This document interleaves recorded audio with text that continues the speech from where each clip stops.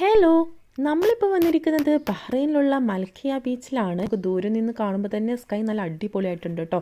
ഇപ്പം സമയം 4:30 ആയിട്ടുള്ളൂ, പക്ഷെ പെട്ടെന്ന് തന്നെ ഇരുട്ടാവുന്നുണ്ട്. ഇവിടെ തണുപ്പായതുകൊണ്ടാണ് ഇരുട്ടാവുന്നത്. നമ്മൾ പോകുന്ന വഴിക്കും അതേപോലെ തന്നെ ബീച്ചിലും ഒത്തിരി ബോട്ട് നിർത്തിയിട്ടിട്ടുണ്ടായിരുന്നു. നമ്മൾ ചെന്നപ്പോൾ തന്നെ 2 പേരെ കണ്ടു കേട്ടോ, മീൻ പിടിക്കുന്നത്.